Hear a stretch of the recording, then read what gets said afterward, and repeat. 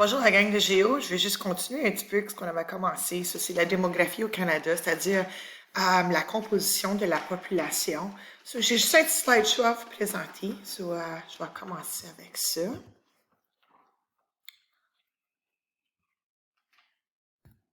OK. So, on va parler un petit peu de, comme, disons, comment que ça a été la population au Canada, disons, à travers les décennies. Puis décennies, c'est 10 ans, là, mais comme, whatever, je parle de comme bien des années passées, puis comme, comment que ça a changé. So, depuis 1851, on a la croissance démographique, so, comme l'augmentation de la population au Canada, a connu 3 régimes distincts. So, de 1851 à 1900, la population s'est lentement accrue de quelques millions de personnes. Ça a monté de quelques millions de personnes à cette époque-là. C'était comme... Il y avait bien des bébés, OK. So, la forte fécondité, ça, c'est qu'est-ce que ça veut dire. C'était vraiment contrebalancé parce qu'il y avait également beaucoup de mortalité. So, il y a bien des naissances, mais également bien des mortalités. So, ça se balance comme ça. Dans la première moitié du 20e siècle, so de 1901 à 1945, même s'il y a eu les deux grandes guerres mondiales pendant ce temps-là, le taux de croissance a quand même augmenté.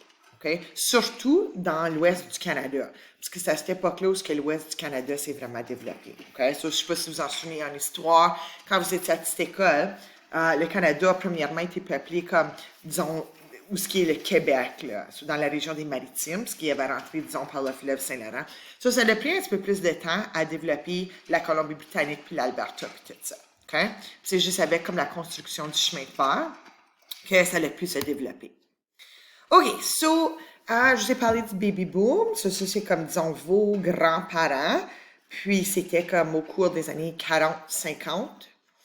Puis, en tout cas, les parents avaient beaucoup d'enfants à ce temps-là. So, c'est pour ça que, disons, les familles de vos grands-parents, c'est normal d'avoir comme 12 enfants, jusqu'à comme 18 enfants. OK? So, OK, on a eu l'époque du baby boom, mais on a également eu comme plus d'immigrants qui sont venus à cette époque-là. So, la deuxième moitié du 20e siècle, on a vu la population encore augmenter. Au cours des 60 dernières années, so, disons de 46 à 2006, on est passé de 12,3 millions à 32,6 millions d'habitants, qui est beaucoup. Okay. So, qu'est-ce qui s'en vient? Disons pour nous autres, la croissance devrait se poursuivre. Ils prédisent qu'en 2056, la population du Canada devrait être environ 42,5 millions de personnes. Okay? Ça, c'est juste, disons, selon des recherches qui se sont basées dessus.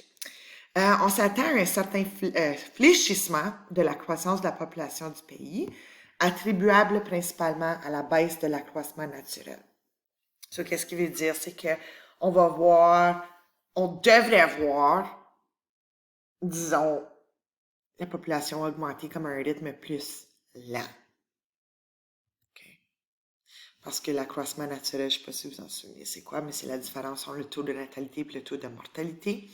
Par rapport aux autres pays développés, on a affiché quand même un taux de croissance annuel assez élevé.